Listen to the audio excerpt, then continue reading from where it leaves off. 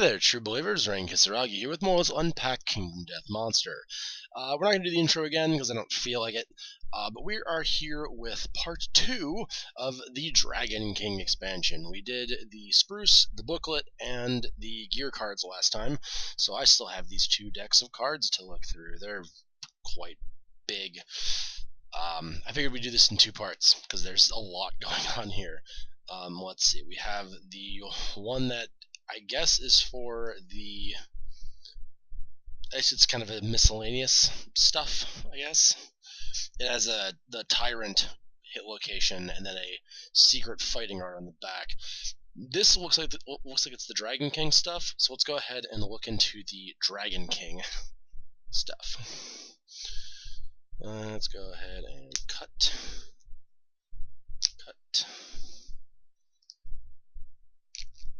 That's open. Let's open this one too, because here comes the kitten. Almost on cue. You are. Yeah, you need to not go after the knife. we do not play with knives. That's not what we do. All right, let's open up this deck for the Dragon King stuff, and we'll break the factory press. The cards kind of are stuck together in the beginning. You have to like kind of break it up so they don't jiggle it, so they don't get stuck together. Okay, we have the Dragon King basic action sheet. I'm not going to show you this because it's lots of numbers, more or less. His instinct, though, we can read about his instinct. Core countdown. Full move toward the closest threat. Perform irradiate. End the Dragon King's turn. Okay. His basic attack is 2 speed, 2+ accuracy, 2 damage, and then perform irradiate. So irradiate is a move that I'm probably going to learn about later. But 2 speed, not hugely bad as far as monster goes, pretty stock standard. 2+, once again, pretty stock standard as far as monsters go. And 2 damage, he's a big monster. I get it. So it doesn't look super dangerous right now, at least with his stats. Then we have the Dragon Armor. Let's show you the male side. The Dragon Armor card. This is a normal armor set card because this is a normal monster which has a normal armor set. When you have all the parts of it, the head, torso, arms, waist, and feet, 5 bits, you get the set completion bonus, which is 1 armor to all locations. Then you can spend your move and action to leap into the air, push your survivor in unoccupied space exactly 5 spaces away in a straight line. Then activate a melee weapon and attack with +2 accuracy and +5 strength. It's really good. It's very combat oriented. It's basically an improved version of the White Lion stuff, because the White Lion stuff lets you jump, I think it's 3 squares in a straight line, and then attack after that. So this is a full move of 5, and then you do the thing. So, cool, it's a step up of that. Improvement, always good for that. Now we have the Tyrant's sheet. We're not going to look at this either.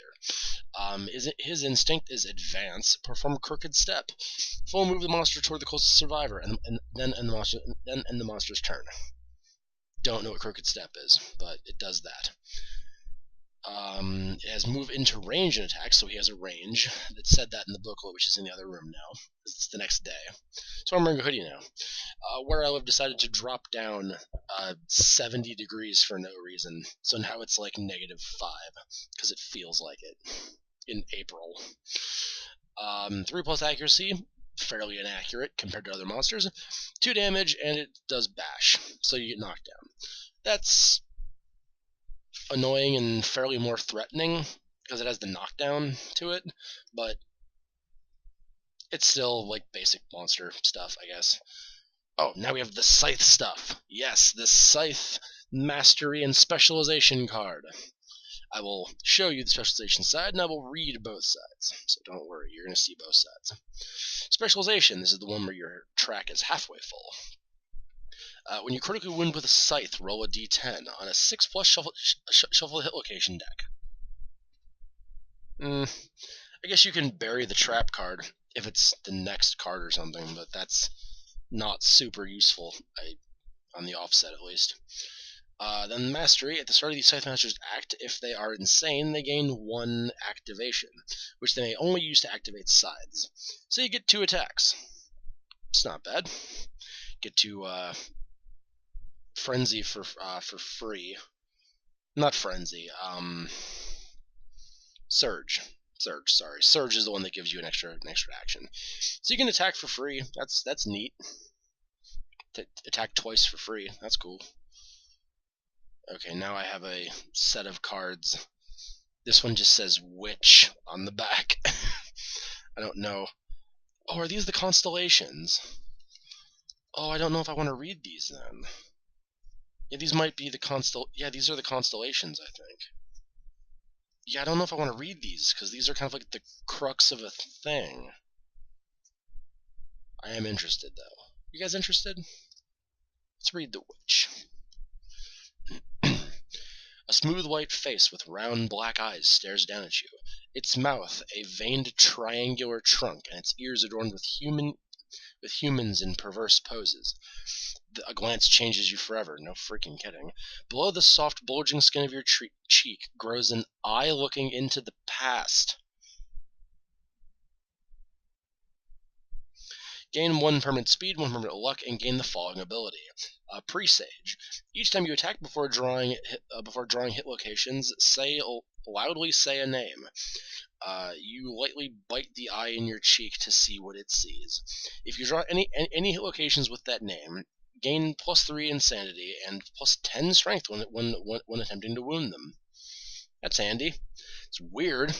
Grow an inner cheek eyeball that you bite on. That's weird. I want to read the rest of these, but that was pretty horrible. So let's not read the rest of these and pretend we did. It's weird. It's very weird. We have 3 new terrain cards, because we have 3 new terrains. Well, 2, but technically 3. Let's show you the lava pool. Lava pool. Which any terrain placed in this, if any terrain is placed in this, it melts and is archived. You hop from one stone to another to use your move across it. On 7+, you may hop across, gain a courage, and you place and you cross the terrain tile. It's okay. On anything less, you fall in and take 5 damage to a random location. That's not good. Gate, you roll a d10 to smash it. Then on a 6+, you smash it. I don't know why you want to smash gates, but you can break them. You can hit them with a hammer. That's cool. Obsidian Tower, you can smash it. Okay. You can salvage broken lantern resources. You can find iron. Iron's good. And if you roll a 16+, oh, because if you have heavy or club, you add a d10. Okay. Calm. That makes sense now. If you hit a 16+, it explodes and you gain an iron resource and permanent strength. Cool. I am down with the new terrain. It seems pretty interesting. I don't know why we're breaking gates, but we're breaking gates. Okay, I think these are the Tyrant cards. Give me a second. Talk amongst yourselves real quick. I want to pull these out so I don't okay, it looks like these are all of his cards. Just the Tyrant's AI, it looks like. Just gotta double check. This is kind of weird that I'm unboxing 2 monsters at once, basically. So if I have any confusion, please pardon. I'm doing this for the first time, you see. And this appears to be just the Tyrant's deck. This is his deck. It's a very large AI deck. He's got a lot of abilities. Crooked Step. Okay, cool. We can take a look at this real quick. It's a lot of text, so I guess we'll be ready for that. The Tyrant steps through an unseen gate, disappearing from sight. In his wake stands a rough-hewn black stone replica. Place a gate terrain tile in the monster's current spaces. Okay, that's fair. That's what gates are, then. If that turns out would overlap with another, place it on the closest unoccupied space instead. If no gate tiles remain, do not place one. Okay. Then place the monster 6 spaces away from the survivor furthest from it, as far as possible from other survivors. Turn to face the closest survivor. Okay, so he just teleports around the map like an asshole. Okay, that's about what I'd expect. Let's see. Let's find a legendary ability, because those are the ones that are interesting, as I've said before. He's got a lot of moods. Moods are cards that are AI cards that come into play and then hang around giving the monster buffs and stuff. So lots of moods are not great, but I mean, what else you gonna do with that? Marshmellow, she's gonna hi baby, hi. Yeah, I turned the heat on. You're happy about that, huh? Her little wiggle butt's so cute. Okay, we have the, for his legendary things, there's another mood. Let's not look at that. Then the Harvester incantation. I don't know what this is, but let's take a look at it anyway. It's a trait, so it's just there. It comes into play, perform basic action, and if 8+ on a... Oh, I saw that icon on a thing earlier. I think that's the count of gates. Hold on. Let's find out what that is first before I, butcher what this is. Should have. Actually, yeah, okay. That's the number of gates on the board. Okay, that's what that purple thing is. That's the number of gates on the board. If there are 8 gates, if the start of the monster's turn, if the gate counter is at 8+, the battleground rumbles and heaves as a gigantic worm bursts forth, swallowing the survivors whole. All the survivors on the showdown board die instantly, then archive this card. Okay, so that's the you lose the fight, game over card. Okay. I guess that's why you break gates, to avoid that. That's dumb. I don't like instant you lose the you lose the fight. I don't like those cards, but I get it. It's the Harvester. It's the worst event in the random hunt menu list thing. So I get it.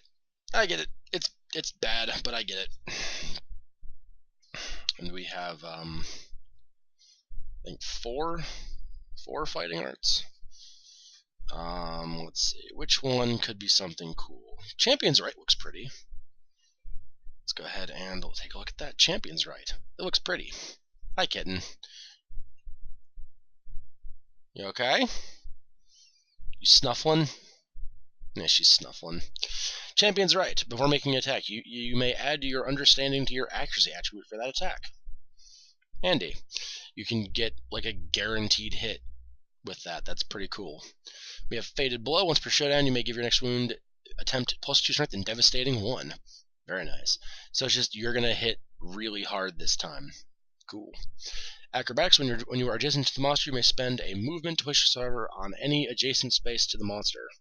Handy. You can shuffle around or parkour over the top of him, as the picture shows.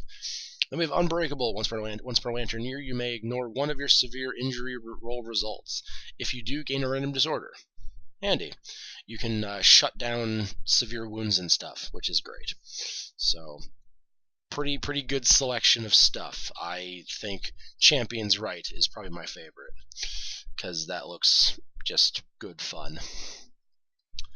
Then we have the Hunt events. They are a small deck, as Hunt events decks generally are. We have the Dopal Den, Warhunter, Settlement Ruins, Majestic Shadow sounds pretty cool. Let's go ahead and read that one. I have no idea what this is, but let's go ahead and do this. There's a flash of light, and the group is suddenly standing in a pool of darkness. Roll d10. If the result is equal to lower than your courage, you gaze upward. Otherwise, you flee in terror. Okay. If you gaze upward, you look up just in time to see the Dragon King descend and ambush you. And then if on a 5+, the shadow is nothing at all. Nothing. And then you gain 10 insanity. Flee in terror, you slip and fall, suffer 2 event damage to your leg location. And then 6+, you dive into a burrow and wait. Roll a random hunt event. That's kind of mean. Even when you do well, nothing good happens. This is Kingdom Death silliness when nothing good happens and you just have to deal. Alright, and it looks like okay, we have some strange resources, but then we have the resource deck for the Dragon King. It's a very large resource deck, actually. There's lots of stuff going on here. Let's see. What can I show you that's in? Oh, I'll show you. I actually like the King's Claws. They look cool. Let's go ahead and show those. King's Claws. Cool. Anything else interesting here? There's dung, of course. There's poop. Everything has poop in Kingdom Death. There's poop everywhere. And dragon iron. Interesting. You can just get iron. That's cool. Iron's usually a pain in the butt to get, so you can just get it. That's cool. And then we have 3 strange resources, like the Radiant Heart. So look at that. When you get this resource, roll a d10. On a 3+, you burst into flames and die. Okay. Alright, you got a resource. Screw you. That's funny.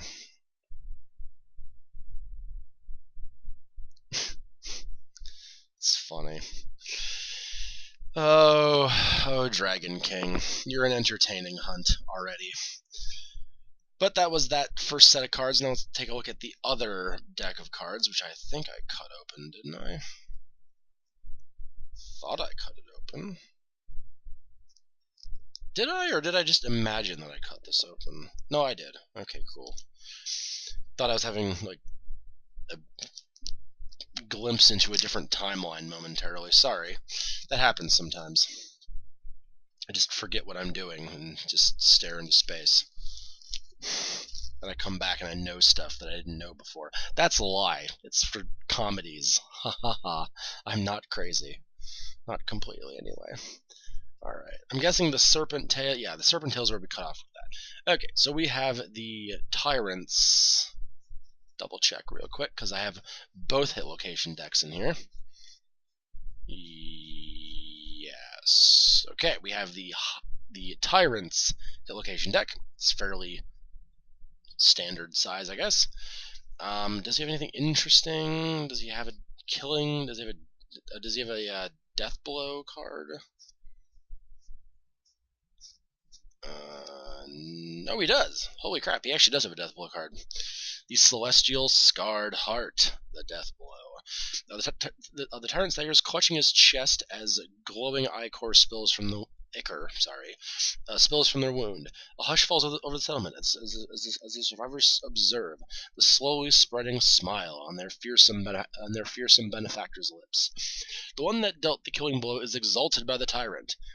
Okay, he's happy you almost killed him. That's pretty great. +1 permanent strength, a +2 weapon proficiency levels, very nice. The Fated Blow fighting art, and the Pristine ability, which is when you suffer a dismembered severe injury, ignore it and gain a bleeding token instead. That's good. You're going to want to farm this location. If you can fight him like multiple times, you're going to want to farm this. That's real good. And then we have the Resonance Cascade, his trap card. Because of course he has a trap card. Every monster has a trap card. Attacker is doomed. Perform Crooked Step. The attacker and all servers adjacent to the attacker suffer gates damage to star hit locations and are knocked down. That's rough. That's a rough trap. You could really screw your entire team if you don't plan for this. That's bad. That's really rough trap. But I like that death blow card though. That's real good. And then we have the Dragon King. Let me take a check to make sure this is all the Dragon King stuff, and I'm not mixing cards together. That's gonna be the biggest thing with putting this back in the box when I'm done. Yes, this is the Dragon King's hit location deck. It's, I believe, slightly smaller.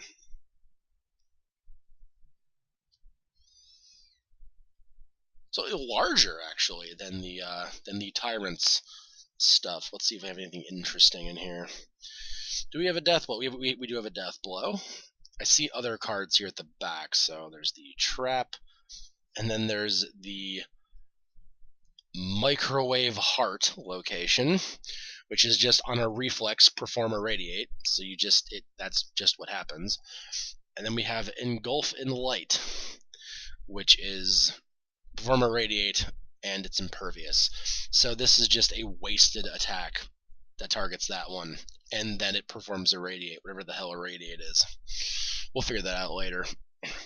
Let's take a look at the Serpent Abdomen, the Death Blow location. -2/-2 toughness to this location. It means it's easier to hurt. That's always good.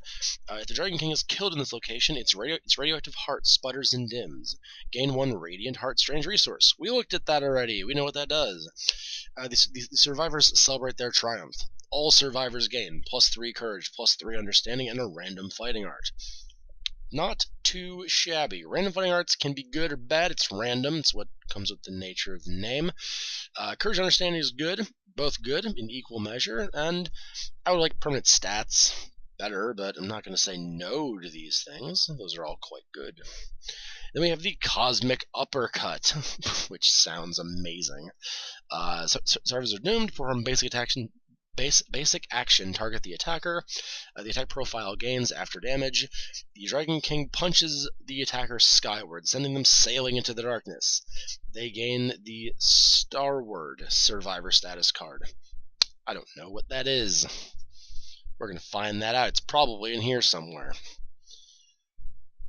Oh, yeah, there it is. Starward. Let's take a look at that then.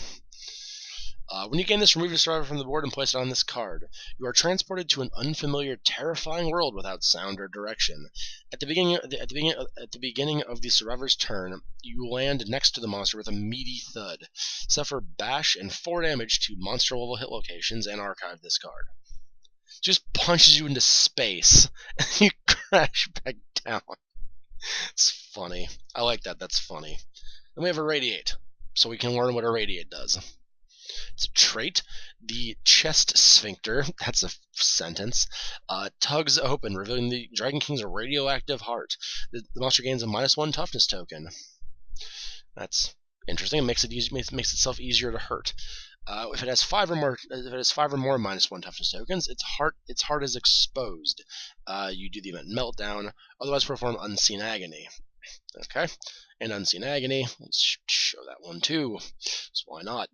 Also, survivors in the blast zone suffer 1 damage for each -1 toughness token the Dragon King has 2 monster hit locations. Okay, so it just pulses like radiation, and then it blows up. It's a nuclear-powered dragon. Then it has an ability called Smolder, which you get to see the dragon's art. I will show you that one because the art is really pretty. At the beginning of each monster's turn, and perform a radiate. So it just does that sequence of things every turn. That's fairly oppressive, but I can totally see how this fight's supposed to go. Atomic Conclusion. That sounds great. It has 3 legendary cards. We'll take a look at Atomic Conclusion because that sounds awful. It's a duration card, meaning you pull it, meaning you draw it, you set it upside down on top of the deck, and then the next turn you play the face-up effect. When this card is drawn face down the first time, perform a radiate. While this card is face up on the AI deck, the Dragon King gains +4 toughness. And then that's where you would end the first set of the duration of this. Then the next turn you would draw it face up. When this is drawn face up, the Dragon King gains -10 toughness tokens. The Dragon King takes in an enormous breath, creating a vortex. Move all survivors 5 spaces toward the monster, then perform a radiate. So he deals like 20 damage to everybody at that point. That is hilariously bad.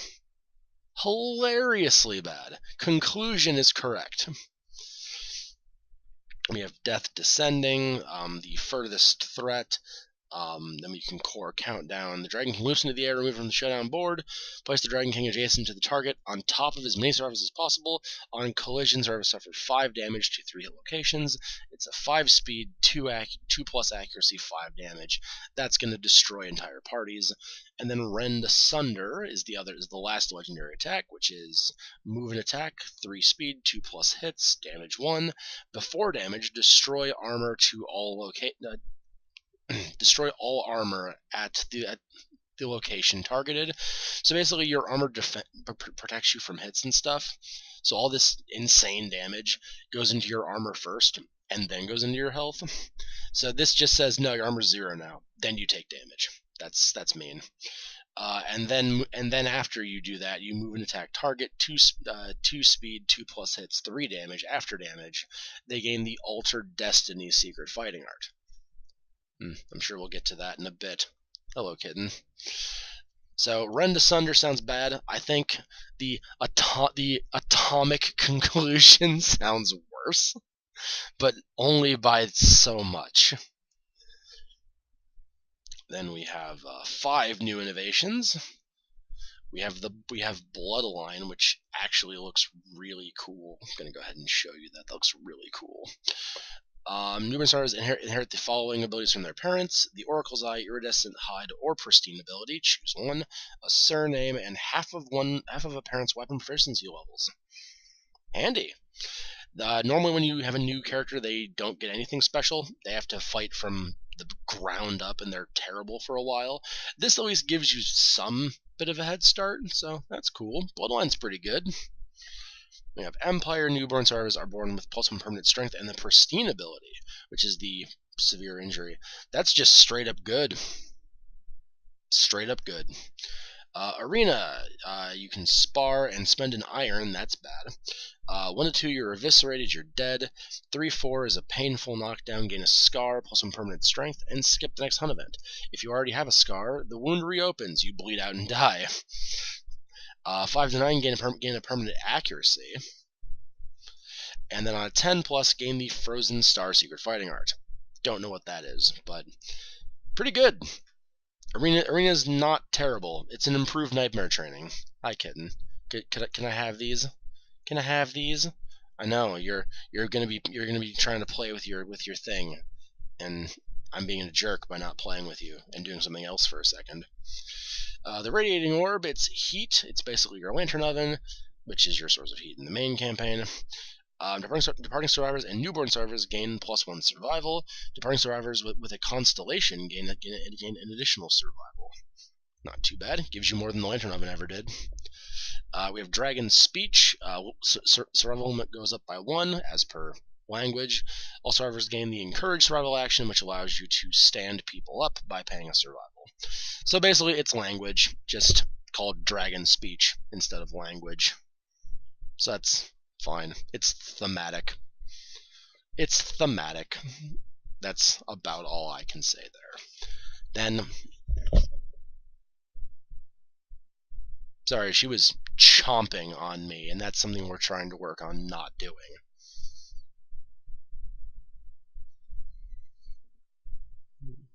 Yeah, she was like, she's being very bad all of a sudden. There, she'll be somewhere else for a second. Sorry. We're trying to work on not latching and chomping. Then we have 4 disorders. Let's take a look at the Destined one, because I like its name is in red. If you do not depart, lose all survival and insanity. Okay, so you have to fight now. You will always be the one to fight.